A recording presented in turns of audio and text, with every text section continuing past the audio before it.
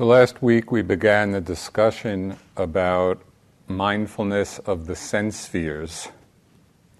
And these are instructions the Buddha gave in the Satipatthana Sutta in the fourth foundation of mindfulness, which is mindfulness of Dhammas. We can understand what that means.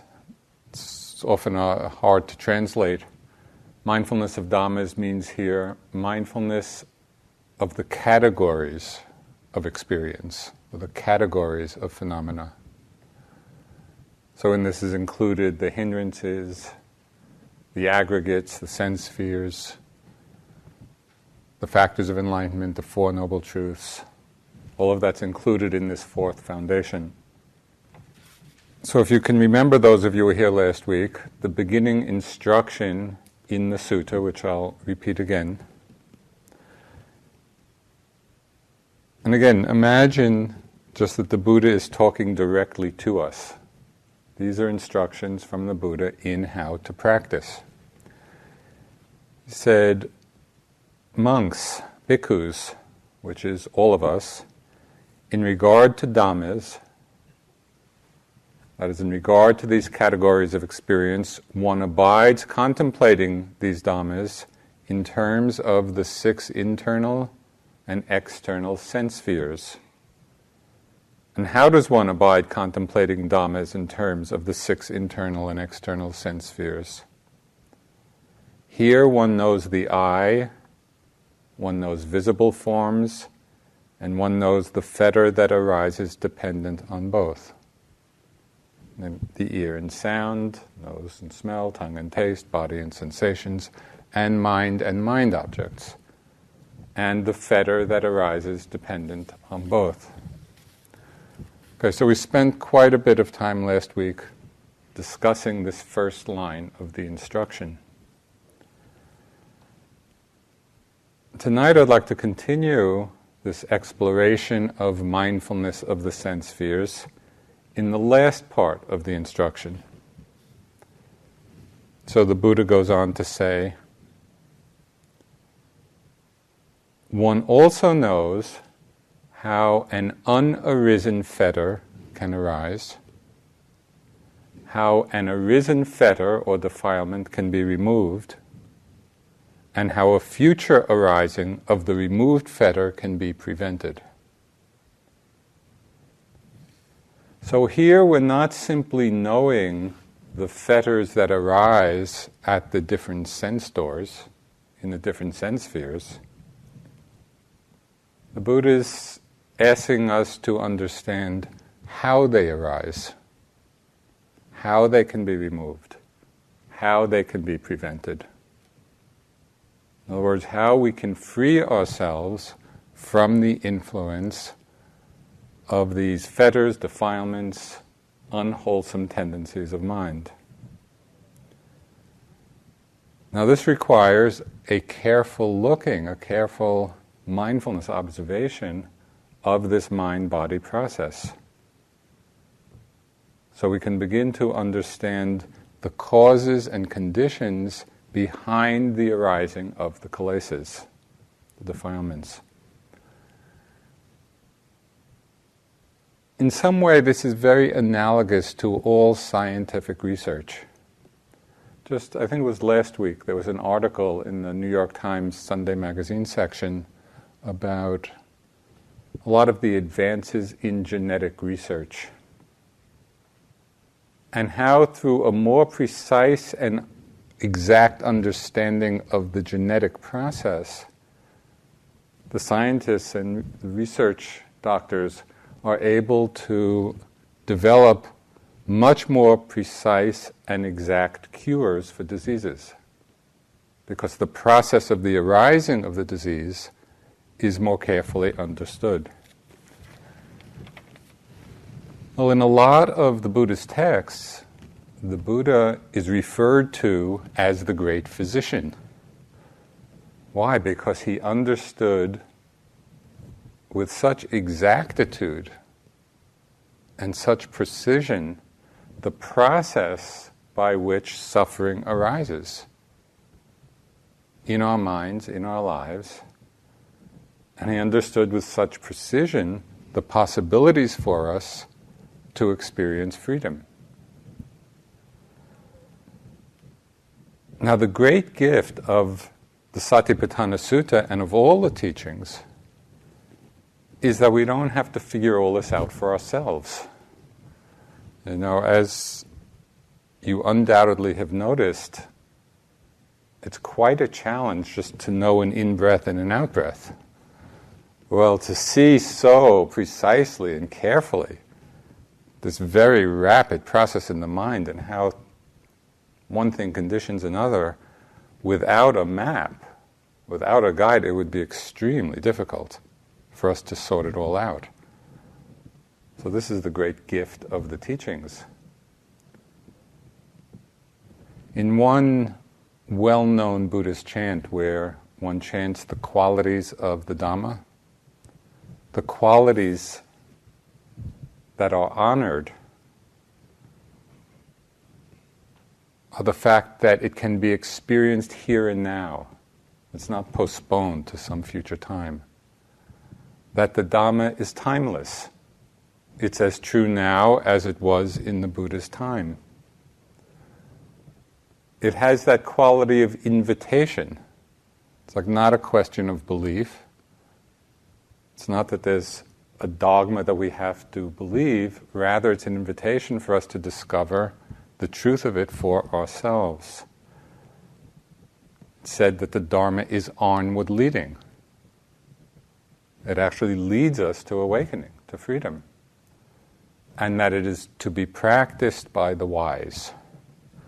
So that's us. Okay, so what is this process? How do fetters arise? How can we remove those that have arisen and prevent the future arising? One of the most direct teachings about this, of course, is in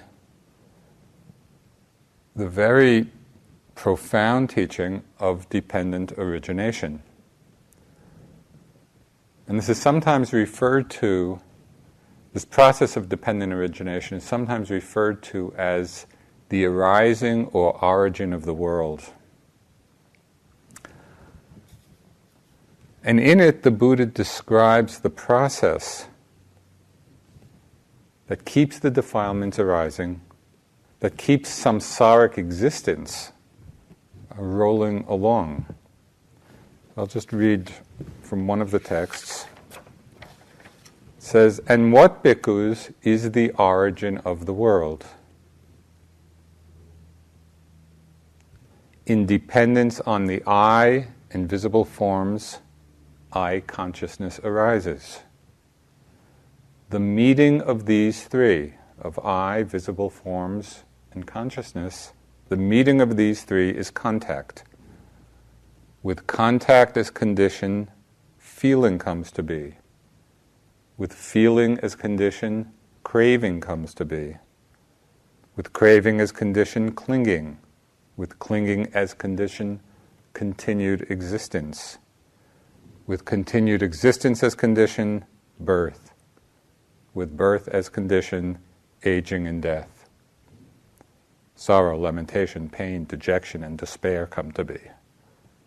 This, bhikkhus, is the origin of the world." Okay, so how do we translate this teaching of dependent origination into something that's meaningful in our meditation practice and in our lives? It's so easy to read this or to hear this and kind of have an intellectual, perhaps, appreciation of the logic of it. But its transforming value is when we actually see these links for ourselves in our own experience. That's the challenge for us.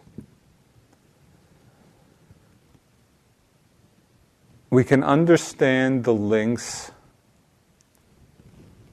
in a very, on a very large scale, the large cycle of birth and death and rebirth through all the realms of existence.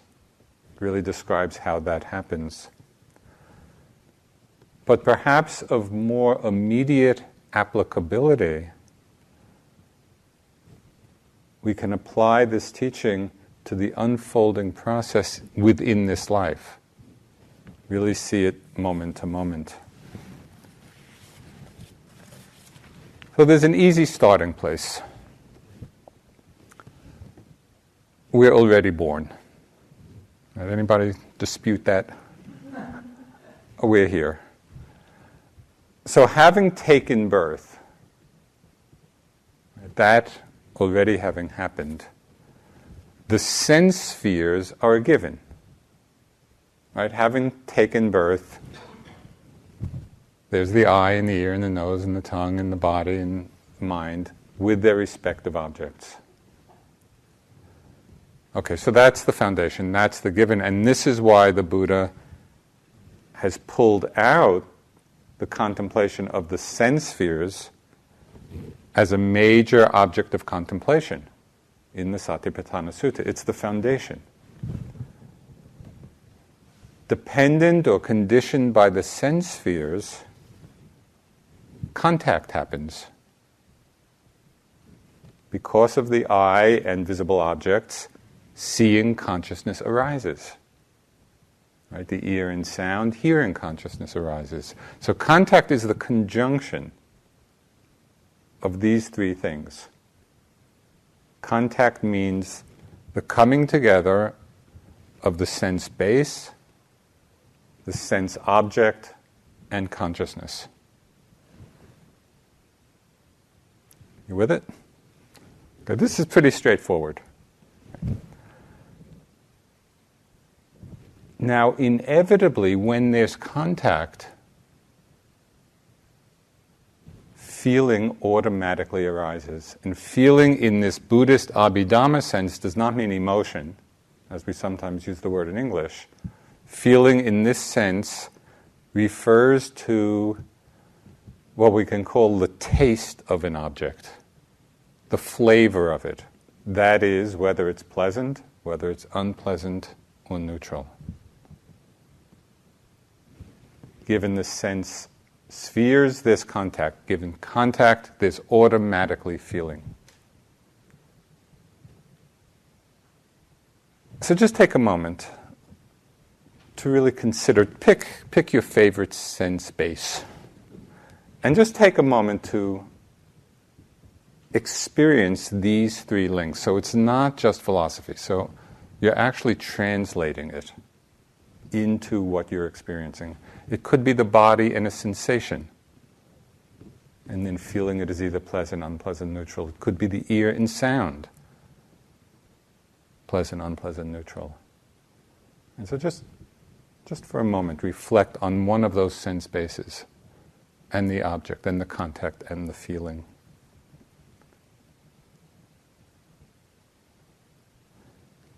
And right here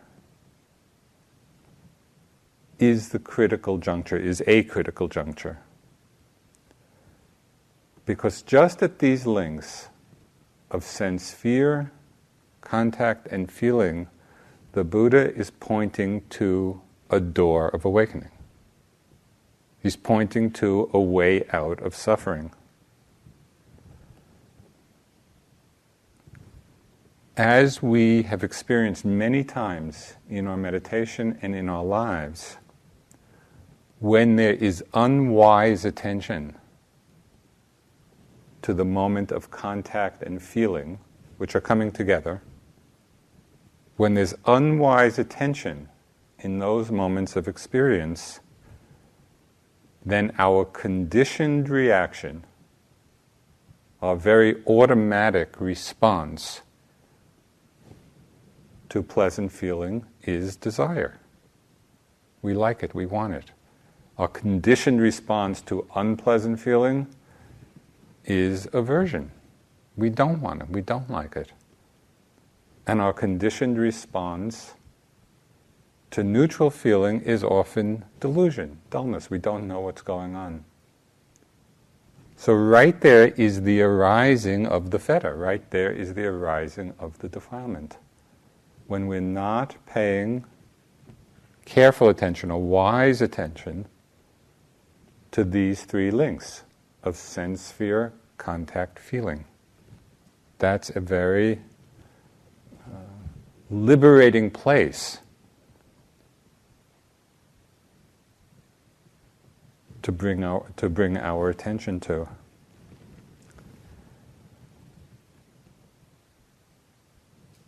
When we are mindful in those moments, then we cut the chain of dependent origination right in the experience of the feeling, the mindfulness of the feeling, and it doesn't lead on to desire, to clinging, to becoming, to birth, to death. Right there we have actually cut the chain of this samsaric conditioning. So the question for all of us is, how do we put this into practice? As I said, it's easy to appreciate the theory of it, but how can we apply it in a very practical and pragmatic way? We can be mindful of those first three links, sense, sphere, contact, feeling, in a variety of ways. So, for example, we might notice just simply the different sense objects as they arise. Just to be mindful, oh, that's a sight. It's a visible form. That's a sound. That's a smell. That's a taste. That's a sensation. That's a thought. Just that simple recognition of the six different sense objects, that's sufficient. It can be as simple as that. Being mindful moment after moment how the six sense objects are arising. We could notice the process of contact, which is where the knowing comes in. And so we might be mindful of the process of seeing, hearing, smelling, tasting. Right? Moment after moment in our experience, that's the noting or being mindful of the contact. Sense base, sense object, consciousness. And we're actually noticing. It's a moment of seeing, a moment of hearing, a moment of thinking. Again, it's not difficult. It's difficult to remember to do it. It's not difficult to actually do it. Right? And so we just keep bringing our mind back to the simplicity of this. So sometimes we could choose to note the sense object. Sometimes we could choose to notice the contact, that is the seeing, hearing, smelling, tasting, touching, or thinking. Sometimes we might emphasize simply the knowing aspect of all these experiences. Where we rest in the knowing. And here there's a less effortful looking for the object, a less effortful directing the mind to the object, and it's a much more receptive awareness. We're simply settling back in the ease of knowing phenomena as they appear. And we're resting in the ease of that knowing. When you hear a sound, does it require any special effort to know the sound? No, the knowing is right there. It's already there. And so we can practice both recognizing and resting in the ease of that knowing.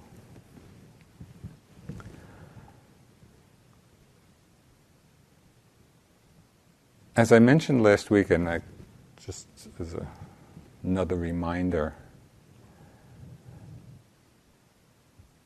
there are only 6 things that ever happen in our lives.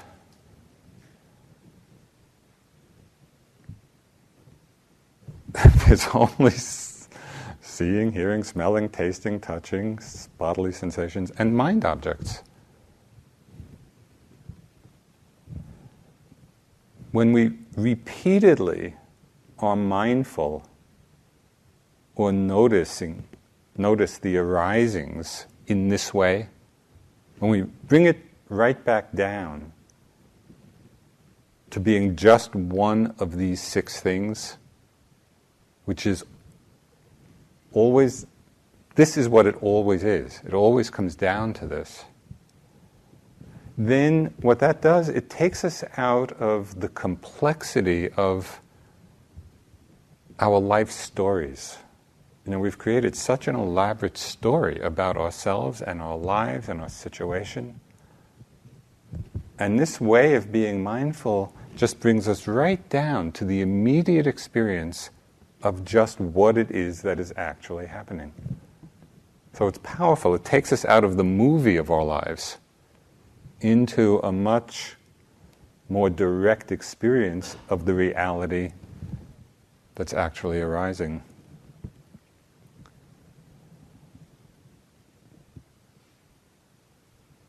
Now, mindfulness, as you know, does not mean a cutting off of sense objects or sense impressions. And it doesn't mean an avoiding of them, because that would be impossible anyway. Mindfulness simply means being aware of what's arising, not trying to keep anything out.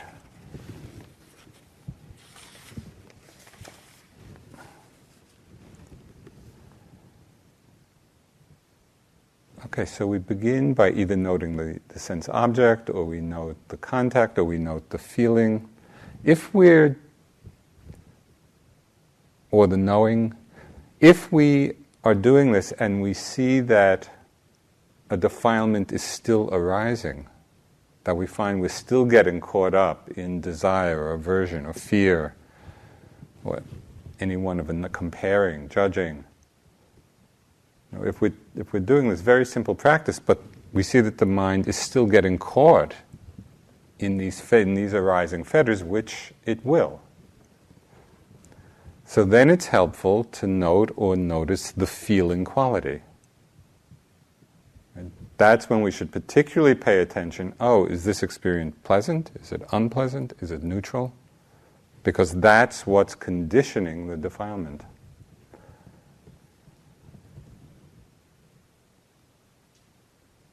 At one point in my practice, I was getting very lost in pleasant visual fantasies. I would just be getting carried away by them. And at first I started noting seeing. Just seeing, every time it arose, seeing. But somehow that note and the noticing was not strong enough. It was just too seductive. And I was getting pulled into it again and again. So then I started noting pleasant. That wasn't strong enough. Because I would note pleasant, oh, pleasant. I could just feel myself kind of enjoying the pleasure of the pleasantness. But then remembering all of these links in the chain of dependent origination, I found a technique that worked very well. I started making a double note. I started noting contact, pleasant. And it was amazing. That was just like hitting the right point to unhook from attachment. Because in the note, or the noticing of contact, I was acknowledging the object that was arising. And in the note of pleasant, I was noticing the feeling. I was becoming mindful of the feeling rather than being identified with it or lost in it. And that double note, contact pleasant, was very effective. So I would suggest if you find yourself caught in some attachment, some desire for an object, try working in that way. It could also be contact unpleasant. If you're sitting and there's a lot of unpleasant physical sensation or unpleasant mind states, and you find yourself getting caught, that a fetter has arisen. Okay, how to remove the fetter, how to remove the defilement.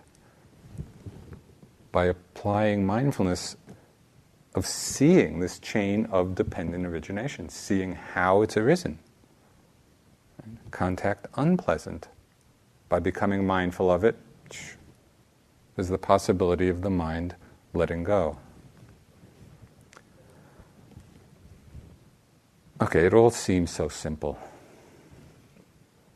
Be mindful of the sense spheres, be mindful of contact, be mindful of feeling, and come to the end of suffering.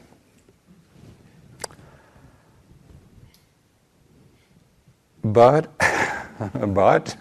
big but, we all know that there are some very long, deeply established habits of mind, tendencies of mind, which often speed us right by these various doorways to freedom, right? Doorways to unhooking. We speed right by the contact, we speed right by the feeling, and we often find ourselves in the midst of desire because we haven't picked up those earlier links. But the beauty of this teaching is that when we understand the next links in the chain, we have some more opportunities for freeing our mind from entanglement. These are the backup possibilities in case we miss the first three. So in this situation, if we find ourselves not having been mindful of the sense sphere, the sense object, or the contact, or the feeling state, which is very quick, it's just in a moment,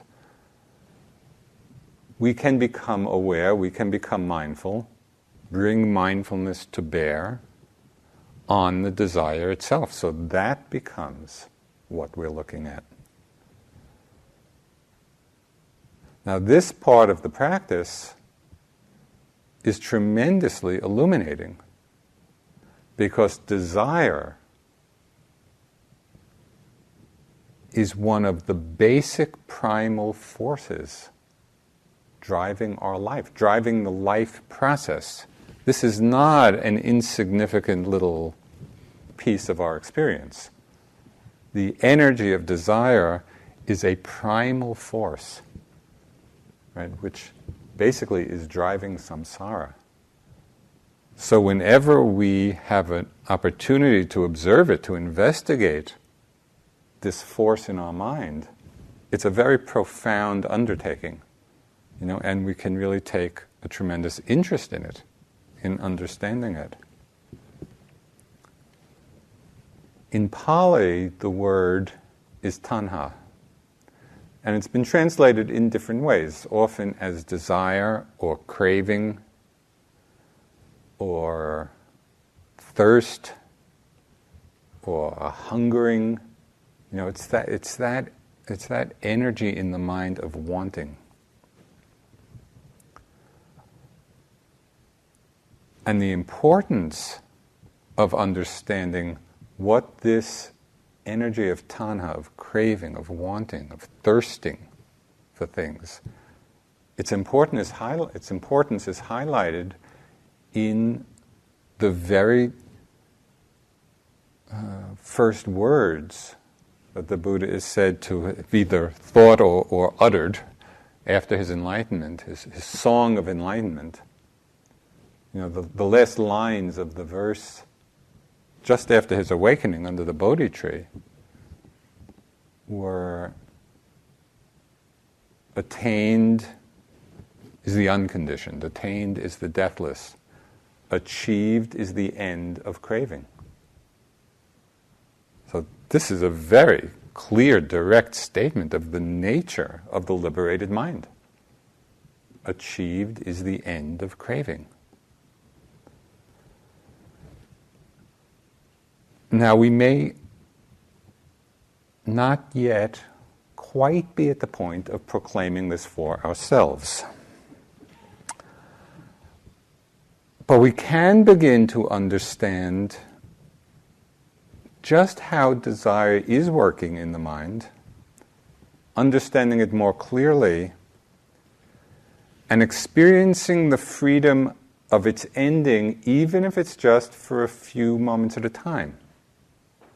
Now, we can get a taste of liberation every time, even if it's just for a few moments, we see the end of craving, the end of desire. So there's something powerful to see in our practice in this regard. Okay, so how can we experiment with working with this link in the chain of dependent origination, both seeing its arising out of the feeling, pleasant or unpleasant, and how can we see the ending of it? So just as an experiment, practice noticing when just some very simple desires arise in the mind. Start with little things. Maybe there's a desire for a cup of tea, or a desire for a piece of chocolate, or a desire to take a nap. Maybe it's a desire projecting into the future to meet your friends or partner after the retreat. Or desire for the next vacation. Just some very kind of simple, straightforward desire. See if you can notice when it arises. Not getting lost in it, not pushing it away. You might feel the energy of it. Not only to recognize that the desire is there, but it's almost dropping down and feeling what the energy of wanting is like. What does it feel like? Right? This quality of wanting. Now, at some point, just in being mindful of this very simple desire that's arisen, you may notice that it disappears. It's there, but it's not there forever. At a certain point, it will pass away. Highlight that moment. Really pay attention to that moment of transition. When you've noticed the desire, you've noticed the wanting, and then at whatever point, however long it lasts, notice the experience of the mind when it disappears.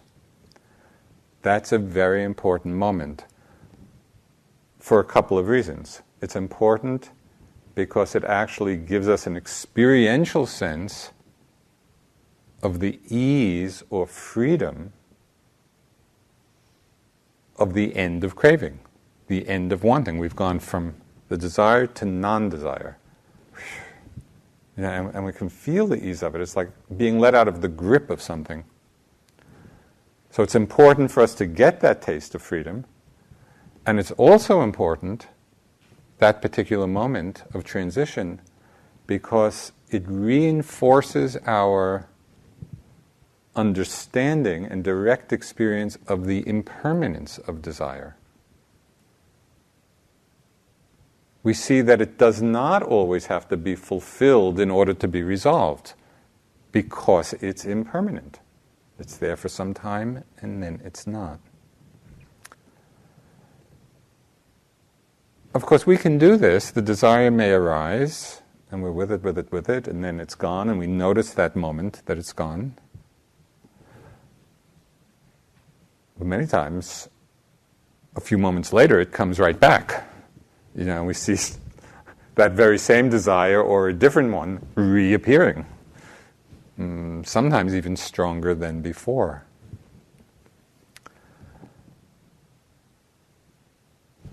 I get a kind of perverse delight in watching my mind, particularly at these times, this sequence, and particularly when a desire arises, and I see it, and I have kind of a strong resolve, I'm not going to act on that.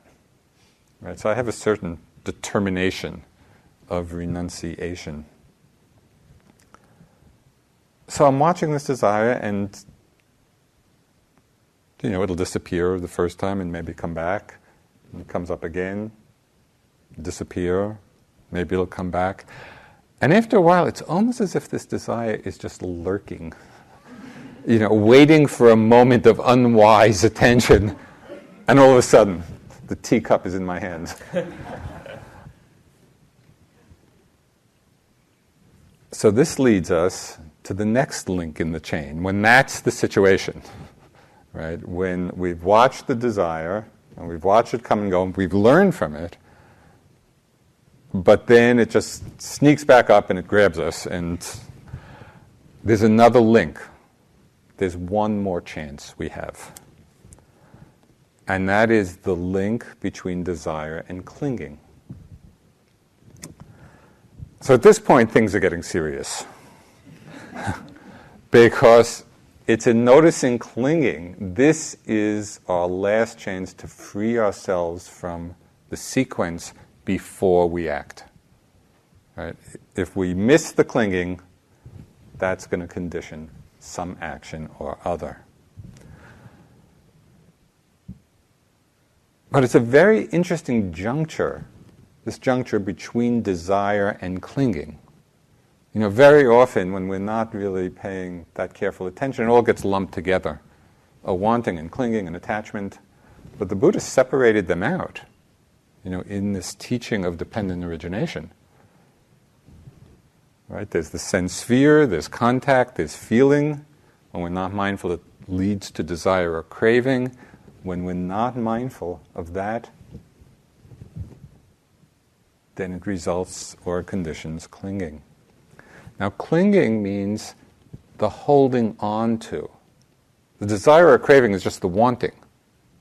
Clinging is the holding on to or the grasping at either the object of our desire or the desire itself. We can cling to the desire.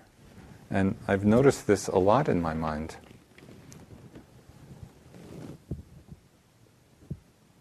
In watching this sequence, I find that I'm often less entranced by the actual object, and I'm more attached to the desire for it. Do you see the difference? And it's all of this is, as I've said before, all of this is an invitation for you to look into your own minds, you know, and to see all of these things. And then I look to see, well, why am I holding on to the thought, to the desire thought, when I don't even care so much, you know, about the cup of tea or whatever it is? And when I look carefully, I often see that the clinging to the desire often comes or is born out of a fear of the feeling of deprivation. Right? There's some kind of avoidance in my mind of having that feeling of being deprived arise. And so that's what's keeping me attached to the desire. And there are a whole series of thoughts that come.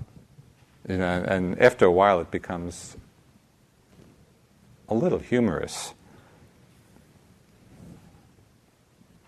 Why not? I mean, there's nothing wrong with a cup of tea.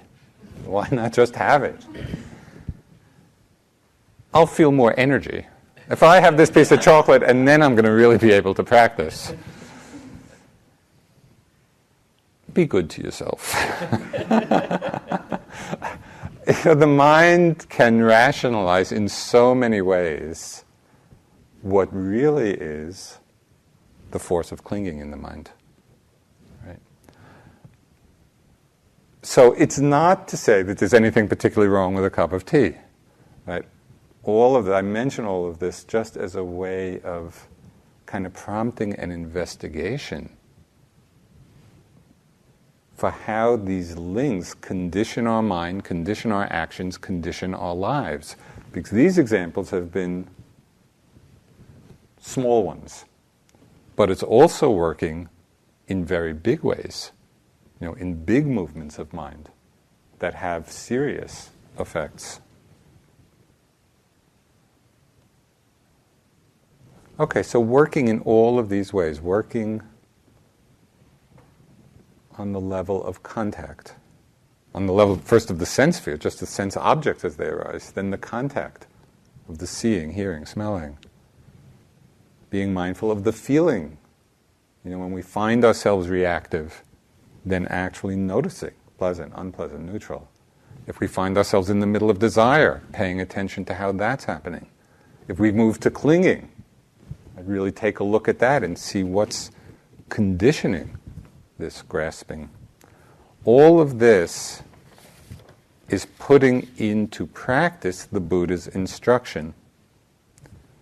One knows how an unarisen fetter can arise, how an arisen fetter can be removed, and how a future arising of the removed fetter can be prevented. And so these are the ways we actually apply this teaching. Why all this emphasis on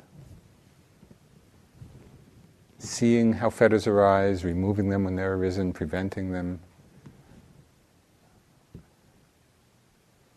Sayadaw Pandita, when he was here teaching, he said one thing that very much lodged in my mind. And it's a very powerful teaching for me.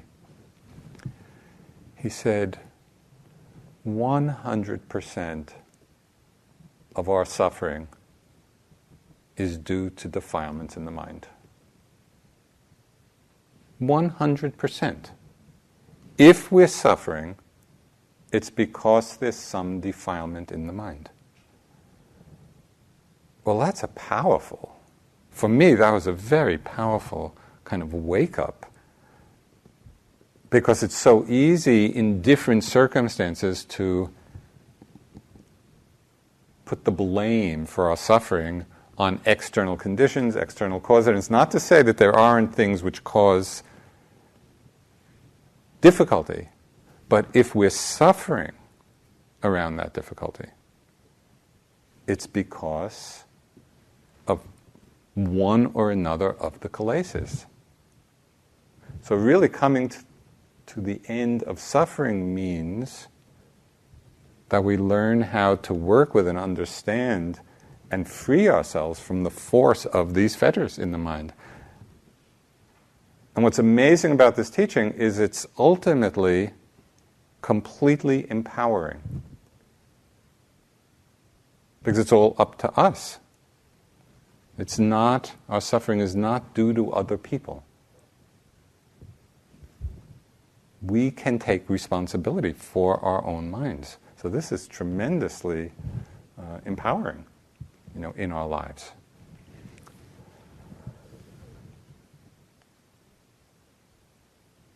In the book by Venerable Analayo, which is called Satipatthana, the direct path to realization, which is a wonderful book about the Satipatthana Sutta, and it's actually the book that inspired this whole series of talks. In addition to these links of dependent origination, he also pointed out part of the Buddha's teachings which describes another progression that also entangles us with the fetters, with the defilements. And so it's another progression that's very helpful to understand.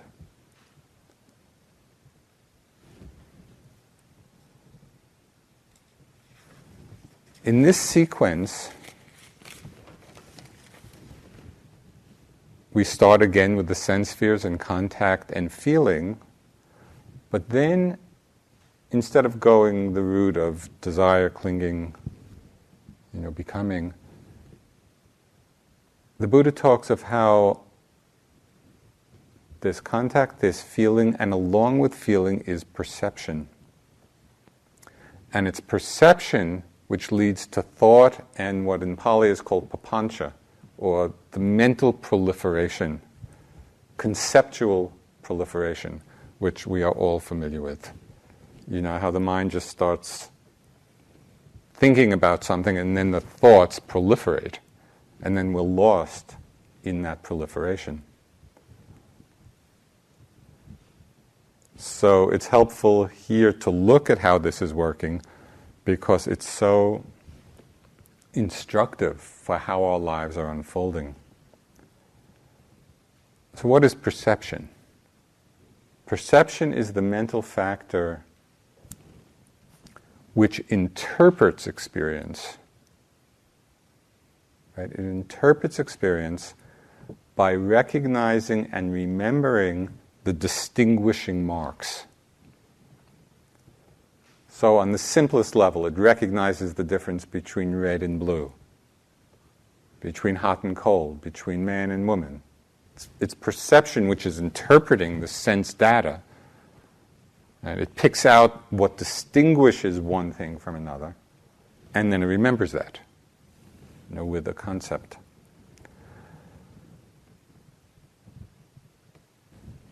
There's one understanding that can arise right here that is essential for our liberation. It's really a key point of understanding. And that is that the perceptions we have of the world, moment to moment, of our experience, the perceptions we have are not absolutes. Our perceptions are conditioned, and they're conditioned on many different levels. One of the great misconceptions that many of us carry through our lives is that our perceptions of ourselves and of the world are basically accurate and true. I mean, don't we think that? We think that the way we perceive things, mostly, is an accurate and true representation of how things actually are. This misconception that our perceptions reflect some ultimate or stable reality is the cause of tremendous suffering, both globally and also personally in our own life situations. So I'll mention just a few examples of the conditioned nature of our perceptions. On one level, the way we perceive things is conditioned by our karmic predispositions. So, what a vulture might see as a delectable meal, we would probably see as repulsive, rotting flesh. Same object, different perceptions based on the vulture's karma, having taken rebirth as a vulture, and our karma, having taken rebirth as a human being. That conditions the way we perceive things. There are cultural conditions. Think of all of the violence in the Middle East now. From one set of cultural values, the suicide bombers are violent terrorists, causing a huge amount of suffering and destruction. From another set of cultural values,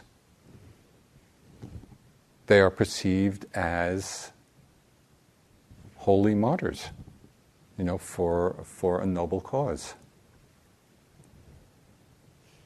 It's very rare, in the midst especially of intense situations, for people to remember that the way we perceive things is conditioned. It's conditioned by a particular background, by a particular set of circumstances.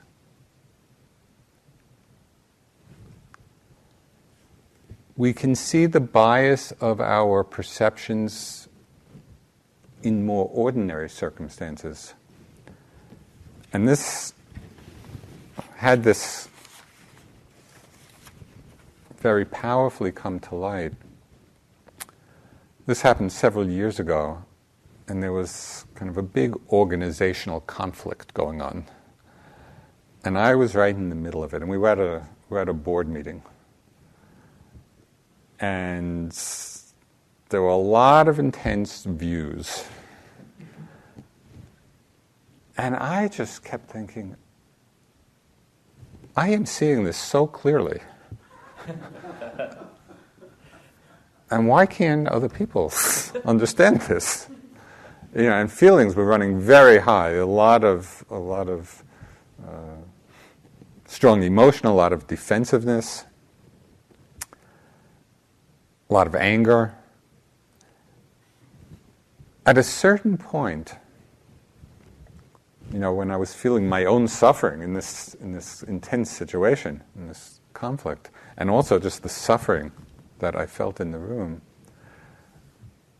at a certain point it's like woke up a little bit, and I stepped back and I asked a very liberating question of myself. I said, why are other people feeling the way they're feeling? Right? How are they perceiving the situation that gives rise to their point of view? And just by doing that, just by acknowledging, this is a situation, and we are perceiving it in different ways, based on different assumptions and different understandings. As soon as I could do that, I became much less caught in all the judgments in my mind and all the strong emotions in my mind. Became much easier to understand other people's points of view. Oh, that's why they feel this way. Because they're perceiving it, in a particular way. At different times I've mentioned this teaching of the Zen master Bankai.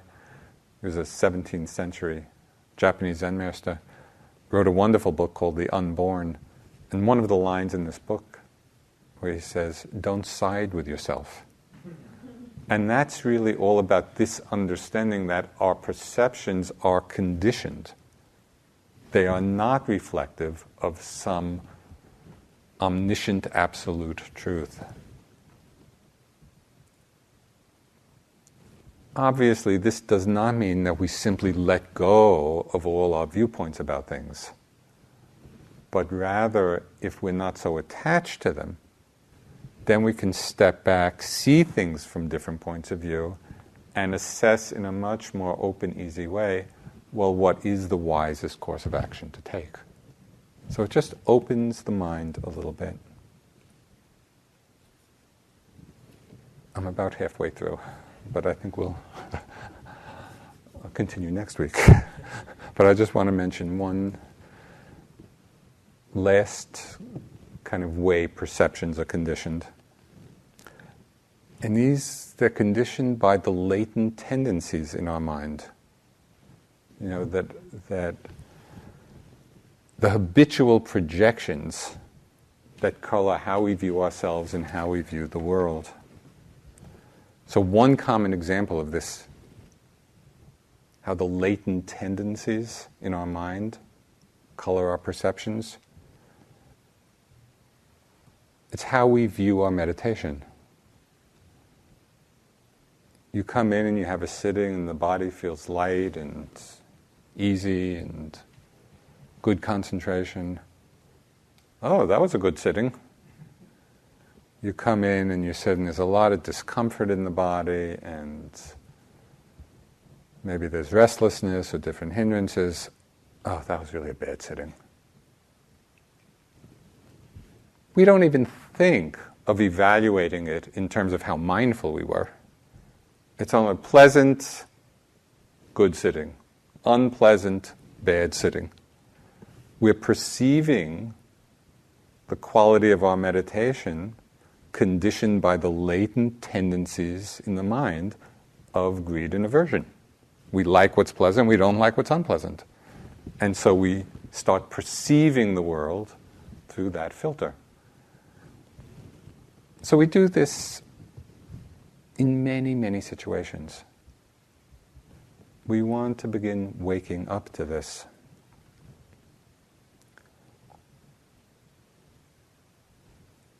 Now, what makes this understanding so powerful, and which we'll talk about more next week, is the recognition that because our perceptions are conditioned, when we really recognize this and see this, they're conditioned by our mental habits, What this means is that we can train our perceptions. We can train ourselves to perceive things in a way that supports happiness and supports freedom. We don't have to be caught, right, in ways of perceiving that keep us mired in suffering. And this is the great power of understanding the process of our minds, the process of how things are unfolding. It really gives us the possibility of awakening to greater levels of happiness, greater levels of freedom. So I'll just close with the Buddha's last words. Okay, realize the import of this. You're the Buddha, fully enlightened being, spent 45 years of his life wandering all over northern India, teaching people. His whole life was dedicated, to the awakening of beings. These are his last words. So I think it's good to take them in. They're of import. With the light of perfect wisdom, dispel the darkness of ignorance. Subject to decay are all conditioned things. Awaken through heedfulness.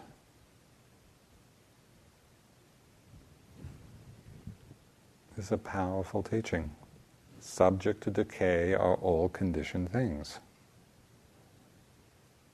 Awaken through heedfulness. And so all of these instructions in the Satipatthana Sutta are about how to do this. So let's sit for a few minutes.